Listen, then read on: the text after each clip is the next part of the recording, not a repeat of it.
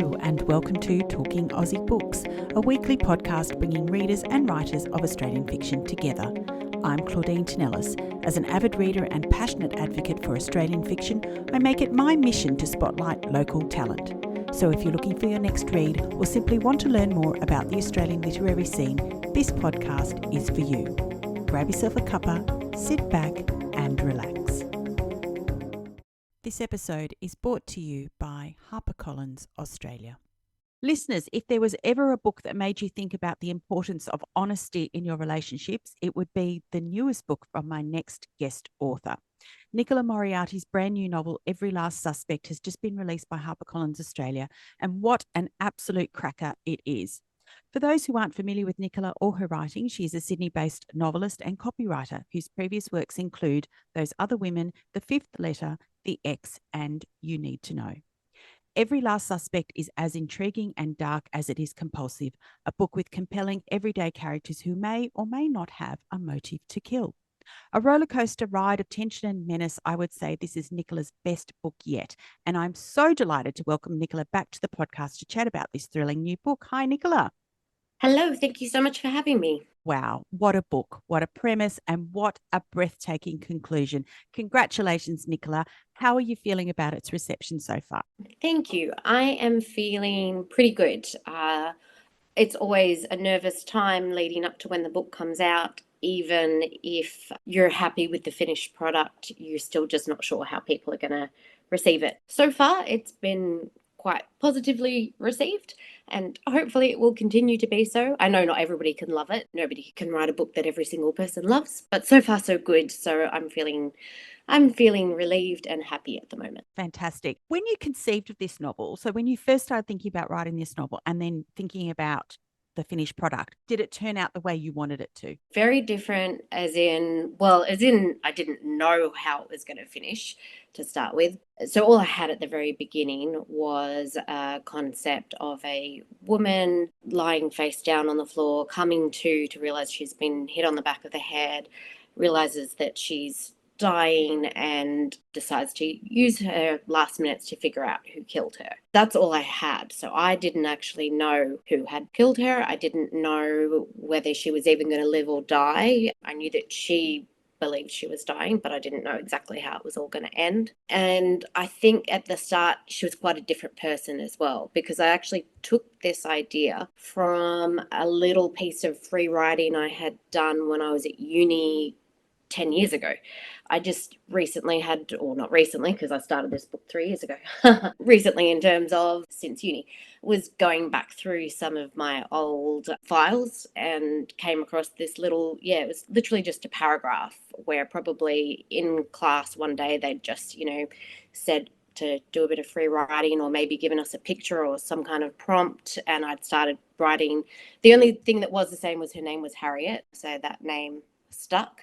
But I just had this woman, Harriet, lying on the floor knowing she was dying. And I kind of read it and was intrigued and went, oh, maybe I can do something with that. Well, it is an incredible premise, an incredible jumping off point for a novel. So can you tell us a little bit more about the story, Nicola? It's the day of Harriet's 40th birthday party. She should be getting ready for the party, but instead she's woken up. She's not sure where she is. She can feel that she's bleeding, that she's losing a lot of blood, which is why she's concluded that she's not going to make it, and she can't call out for help, and there doesn't seem to be anybody around. So she figures that the only thing she can do is work out who murdered her. She is not the nicest person. She's got plenty of potential suspects, and so she decides to use that time to start with a list of suspects and just try and mentally work through it. And she's got obviously her husband, number one suspect, just because that's who the police always turn to first.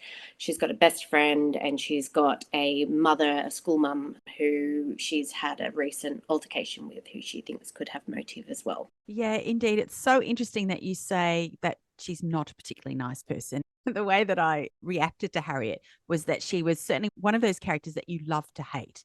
Yep. She's so complex and flawed. And as you said, the result being that there were many possible suspects for the situation that she found herself in. But I'm sure that listeners are now sitting up in their seats and wondering where the spark of inspiration for this story came from. Now, you've already talked about the little paragraph that you found, but how did you go about fleshing out this story? That is a good question. I find that I don't plan ahead. So it was more a case of just sit down and start writing and just start, like I said, with this character in this situation. Then we'll get fleshed out as I'm going. And then obviously that means there's a lot of I'm making decisions partway through the book about what's going to happen or about what this person is like. So then there's a lot of rewriting when I have to go back and go, okay, now I know who that person is. For instance, Harriet actually started out even more unlikable. She was particularly awful in the first draft. I know she's still, yeah, like you said, the kind of person you love to hate, but I did have to pull back a little bit on that because the editors were kind of saying the reader has to at least, want to know what happened to her rather than want to throw the book across the room and say, I don't give a shit what happened to her. I had to bring in a bit more balance for her, a bit more light and dark to try and flesh her out more. And then same went for the suspects as well in the opposite direction, where I started out with them all being quite nice people, but on next draft had to make them a little bit darker so that they could all be potential suspects as well. But I often do fall into a trap of liking my own characters too much and therefore making them out to be too perfect. In my introduction, Nicola, I mentioned that this was a novel that made me think about the importance of honesty in all our relationships, because I think it's fair to say that a lot of the ill feeling towards Harriet throughout the course of this novel was in the way she treated those people around her.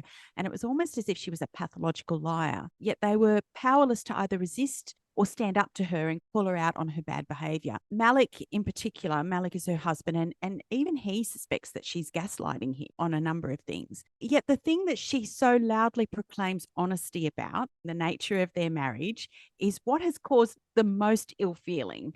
Malik and Harriet have what is called in the book an ethical non monogamous marriage, and the impact of that has far reaching consequences in the novel. So I wondered, Nicola, if you could tell me about an ethical non monogamous marriage and why you wanted to explore this in the context of the novel. I often find when I'm working on a book, I generally seem to bring in, I don't write about myself, but I often bring in little bits of my own life. And my husband and I have a E&M ethical non-monogamous marriage and have had for the past couple of years. So I think that was obviously on my mind, which was why I kind of brought it in for Harriet. Plus, it sort of fit with the storyline, to give all these extra motives and things going on in the background. Obviously, for Harriet and Malik, though, I had to make it a lot more turbulent than it is for myself.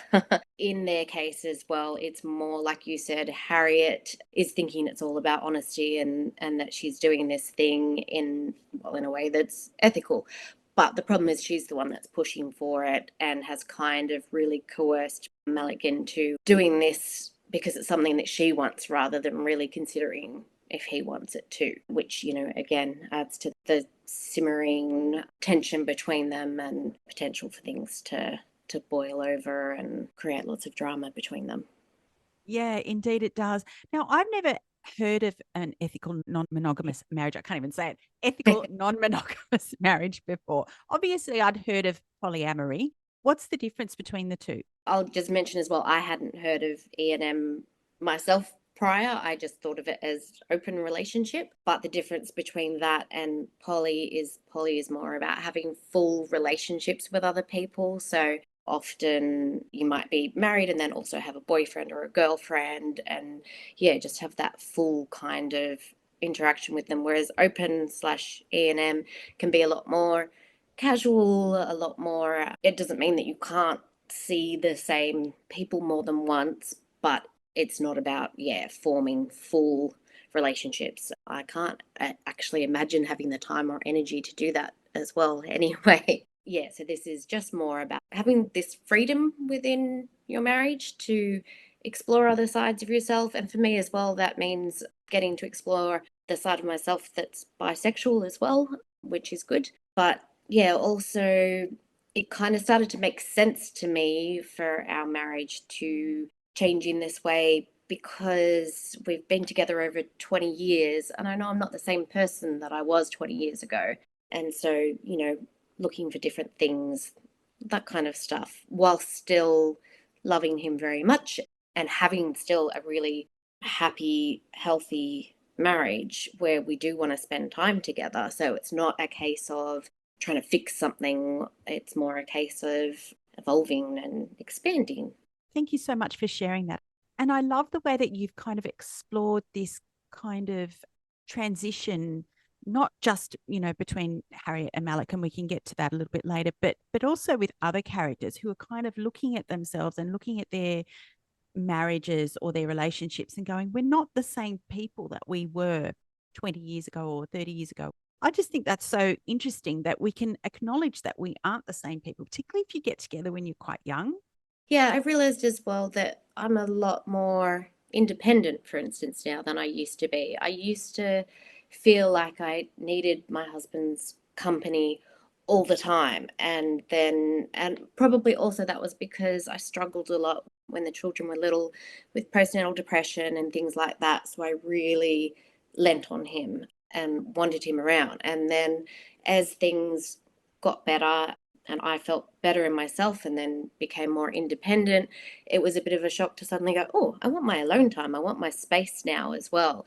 And so quite a shift for him as well to go, oh, okay, you don't need me in that same way. But it's not a bad thing. It's more just a growth and development and just feeling comfortable enough with each other. Actually, that's something that's really nice is the fact that we can talk to each other about things like this, because being in an E&M relationship means you do have to constantly talk about it, because you got to check in and make sure you're both still on the same page, you're both still happy, or if anybody's having a jealous moment, which funnily enough is usually more me, I get more jealous than he does, even though I was the one who sort of raised the idea, but yeah, I still get jealous. But as long as you're always talking, then you can keep working through it and make sure it's okay. Yeah, growth is the greatest way of explaining that kind of shift in mentality and direction of your relationship. Thank you. Speaking of talking, I think this is the thing that Malik and Harriet don't do very well. And that's probably down to Malik's character, really. I would say that he doesn't, as you say, he's not entirely on board with this situation. But I think for him, he overlooked a lot of these simmering problems with Harriet because he had experienced some trauma many years ago and suffered ongoing panic attacks as a result of that. And I think, you were talking about leaning on your husband earlier. I think Malik does exactly the same thing with Harriet in the sense that, she was comfort to him in those moments. And as a result, he was less inclined to question her or want to talk more openly about their situation, wasn't he? Yeah, that's where it all falls over. Inside, he's thinking, I don't actually want this, but he's not speaking up and telling her. So, from her point of view, she thinks it's all good. She's going along with it. Admittedly, she's probably also ignoring signs that he doesn't love it, but because he hasn't spoken up, like you said, then that communication isn't happening. And as well, because he's so infatuated by her too, he doesn't want to lose her. So it's a bit of just, I'll just go along with this thing that she wants to keep her happy. And maybe he's thinking, she'll get bored of it eventually. It'll change, but instead it's getting more and more carried away. And in their case as well, she is developing a bit more of a relationship with her best friend Victoria. So it is leaning more towards, that poly side of things, which definitely hasn't been, raised between the two of them. So she's pushing the boundaries. She's always pushing them further and further, and he's not speaking up. I guess to that extent, I was very interested in Malik's character. He was a fascinating character on many levels. And what I found particularly interesting about him was that he had a Middle Eastern background, like me, came from a large, noisy, food obsessed family, very different to Harriet and her world. So I was very interested to know what or who inspired Malik and why was his ethnicity important to this story? That is such a good question. And I'm not even sure where it came from. At the start, it was more just a name that popped into my head. I don't know why I wanted that name, but for some reason, when I started writing the story of Harriet and who she was married to, I really liked that name. And so, then I started exploring the background of the name, and his background kind of formed from that. I guess in the end, it became important because it was such a contrast to Harriet, because part of her personality and the reason why she is so brittle and hard is because she's been raised in this family where there wasn't so much love and warmth and so on. So having that, and she's kind of come out of that feeling unloved and feeling like she has to stand up for herself.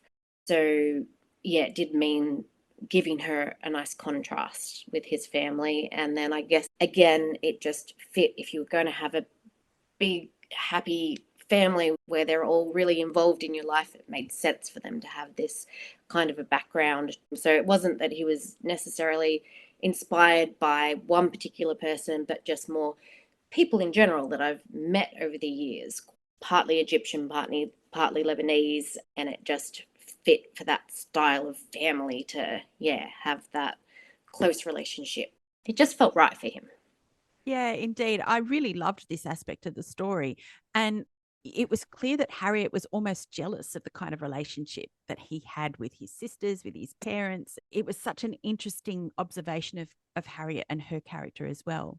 And I think that, is natural as well to be jealous if you're in a relationship with somebody and they have something that you've always missed out on. I think it's only natural that you would start to feel jealous of that. I've got, a big close family, but I still might see certain types of families where, I don't know, just something about that really involved huge family gatherings kind of thing that, I sometimes look at and go, oh, I'd love to have that. That looks like fun. Oh, double-edged sword, my friend. Yes. Yeah, fair enough.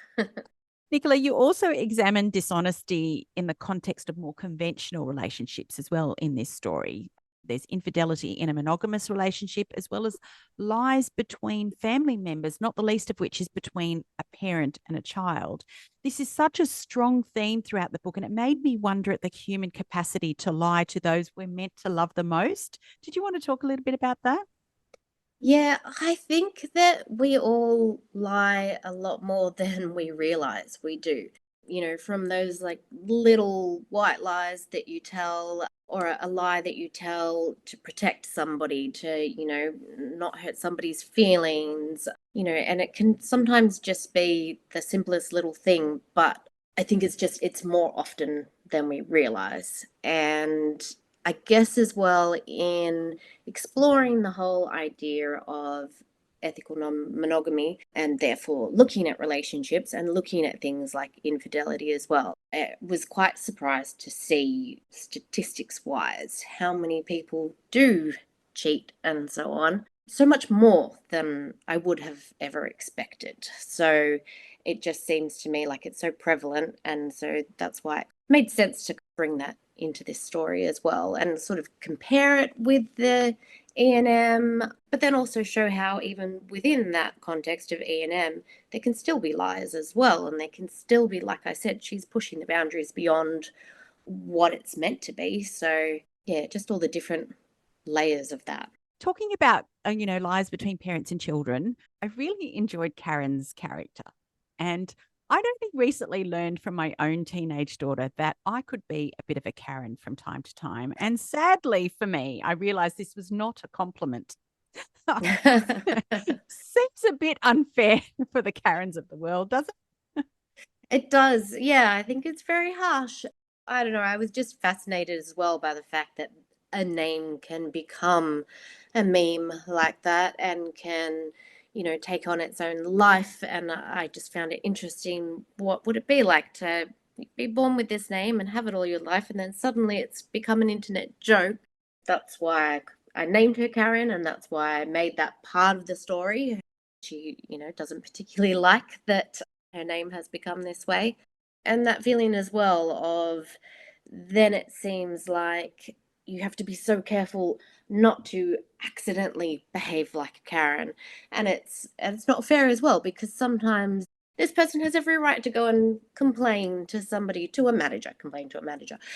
But this sudden thing of you can't, because then you'll be labeled this way. So yeah, I just find that whole concept fascinating.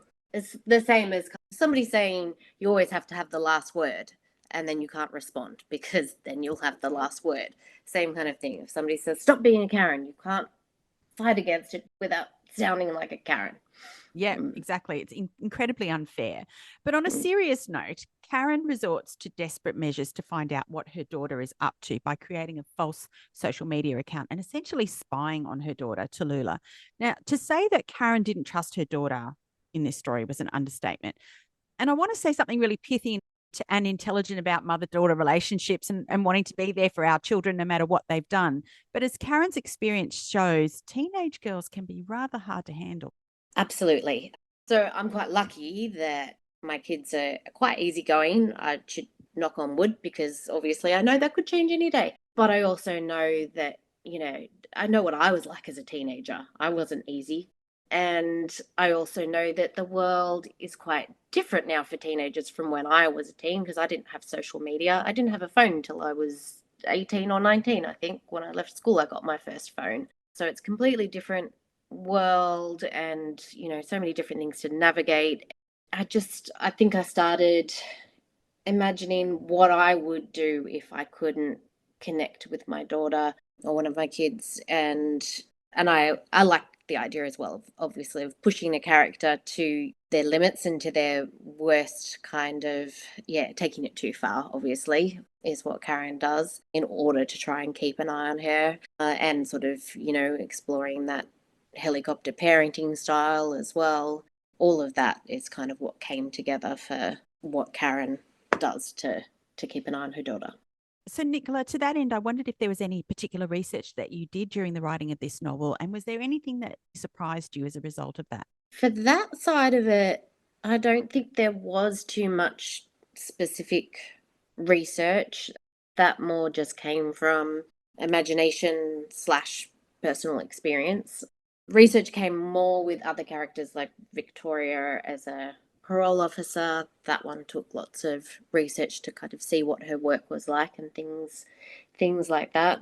And speaking of Victoria, I found her a really fascinating character as well. Her background, as you say, as a parole officer is quite an important thread in the book, and her ability to trust her gut when her parolees weren't telling her the truth or when something was off. But she didn't seem to be able to apply that intuition to her own life, could she? Absolutely not. Yeah. So it's the same, a bit similar to Malik as well, where you are blinded a little bit. So, and by the same person as well. So she's got this friendship with Harriet, but she's really also in love with her as well. And she has been blinded by that. And therefore, she lets Harriet manipulate her because she loves spending time with her. So it's looking past, even though she can see it, she does know it's there, but she can't seem to do anything about it. She just keeps forgiving, I guess. We talked a little bit about this before we started recording, but Nicola, I'm fascinated by your skill in structuring your novels the way that you do. The last time we chatted was in 2021, and that was for You Need to Know. And I was thoroughly engrossed and fascinated by the way you structured that novel. But every last aspect, it's a different structure, but it's no less complex. It goes from the present to the past and back again, and there's several different points of view, some of these occurring even within the same chapter. So I wanted to ask you, was this always the structure that you had in mind? Did you always start off with Harriet slowly dying and then going in and out from there? Definitely always had the very beginning Harriet dying. I think at the beginning I didn't really know how far back I would go, but I quite enjoy books or movies that are based around one day, and I think that's why I decided for most of the characters, apart from every now and again where you jump back to some other things that was going on in the past, but to mainly focus on that one day. And I like that build up to one important event as well. But the original structure, I think I actually had it as the different suspects sort of jumping between them a lot more. And then maybe on the first draft, and then sort of felt like this is too disjointed, and came up with the idea of, okay, just focus one suspect at a time, and go all the way through the day for that person, then come back to the start of the day and go all the way through for the next person. And that ended up feeling more right for this book. So not necessarily planned, more just the way it kind of evolved throughout the writing process.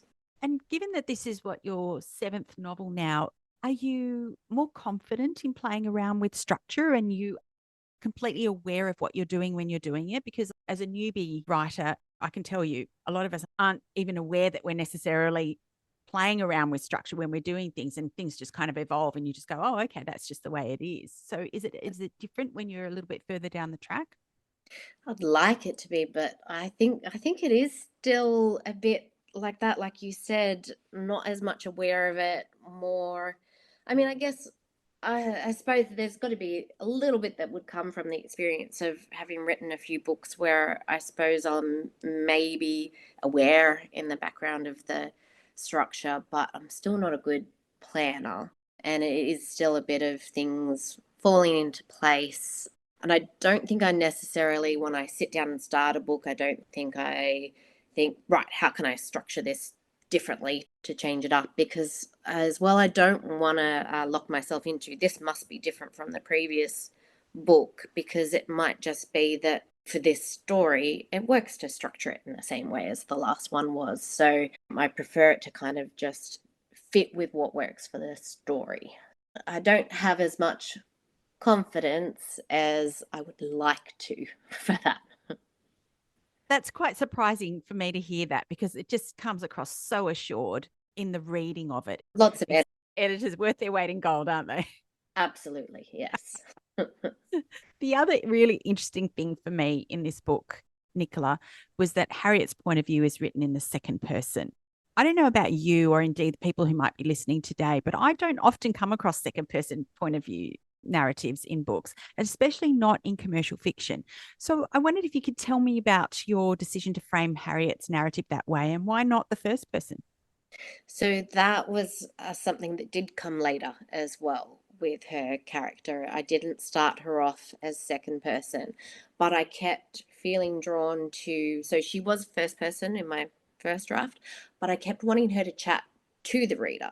At one stage, it was almost going to become not full second person, but second person in terms of her chatting directly to the reader, things like saying you to the reader, as far as, you're probably judging me for what I've just said, that kind of thing.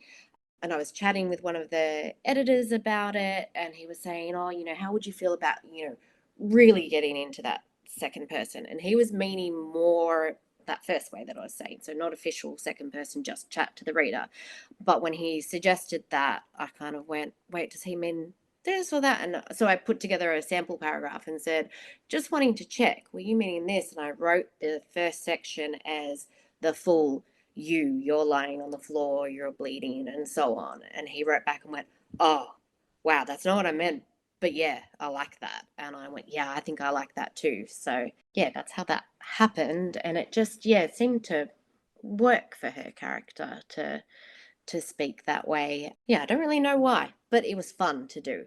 Let's talk about the cover of this book. Don't often talk about covers, but this one was so striking and so perfect. What did you feel when you saw this cover? I was so happy when they sent this cover to me, because it just grabbed me straight away.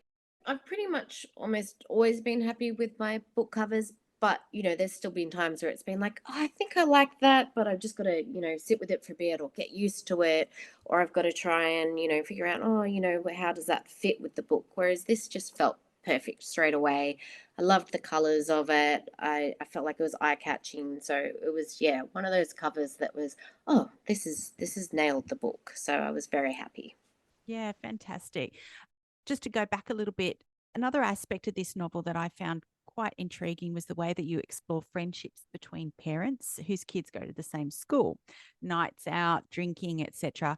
It was a rather damning commentary on these kinds of groups and gatherings, taking schoolyard bullies up a notch, really. Can you tell me more about that and why you wanted to talk about it in this novel? Yeah, I think I've kind of seen it a bit for myself. Not so much now that my kids are in high school, more when they were in primary school, I got to know a lot of the parents quite well. And it was interesting to see how much we would, like us mums all got together for drinks quite often as well when you've got those younger kids and some of them had even littler ones, how much you just need to cut loose and relax, and how often you would sometimes get carried away and drink too much and so on. But also seeing that those same, like you said, schoolyard bullies, that those same kind of factions start to form within the parents that you'd seen in the past back when you're in high school, and to see that there's, yeah, these different cliques that form and people being excluded, or yeah, if you miss out an invitation to something, it's interesting to see that it's mirrored in that way, and that some of us don't grow up so much as well. It made sense again to explore that based on what I'd seen. Now, Nicola, many listeners will already know that you come from a family of writers and are no stranger to the highs and lows of a writer's life. But I wondered, given that this is, as we said before, your seventh novel, if you know things about yourself as a writer now that you didn't know before you were published. Oh, that's a good question. Do I know anything new about myself? I know I've definitely grown as a writer, and I'm always hoping to improve and have each book, be better than the last one. I guess maybe I've learned, though, that it doesn't necessarily get easier. For instance, this most recent book took a bit longer to write than the previous ones. So, yeah, I think maybe I guess I've learnt that there's no easy formula or anything to follow, that, and I think maybe I probably would have thought after writing my first book, I've done it once, now I just do it again. And I suppose I've discovered that it's not as simple as just do it again, because every book is completely different and a different process and takes a different amount of time. So, yeah, probably more, not learn anything helpful. more, more, more learn, oh, wow, this is hard. Okay, so what's next for you, Nicola? So I haven't really gotten started. Oh, I've started a little bit on the next idea, but it's very early days. I'm thinking about writing something that's going to involve soccer, like local soccer club, community kind of thing, and the soccer committee, because I've been previously on a soccer committee of a local club. I've also been, soccer parent as well as player, as well as coach and manager, but in particular being on the committee, seeing all of the politics within that, I found quite interesting. Seeing, parents on the sidelines can be quite interesting, from the really passionate ones to the ones who drop the kid at the gate and disappear, and everything in between. So I just am feeling like that might make a nice setting for the next book. But I don't have my main concept yet. It's just this feeling of, this is the world that I want to write about at this stage, and we'll see what comes of it. Sounds wonderful already. Thank you. Thank You've got you. more than you think you do. I hope so. Nicola, I thoroughly enjoyed Every Last Suspect. It's the perfect read for crime lovers everywhere. It's out now and available from all good bookstores. And I want to thank you very much for joining me on Talking Aussie Books again today. Thank you so much for having me back. I had a lot of fun. It's lovely to chat to you. That's a wrap, folks. If you enjoyed this podcast episode, please drop me a line via my webpage at claudinetinellis.com, via Instagram, Facebook, or Twitter. Alternatively, consider leaving a review on Apple Podcasts, Spotify, or Google Podcasts. Until next time, happy reading.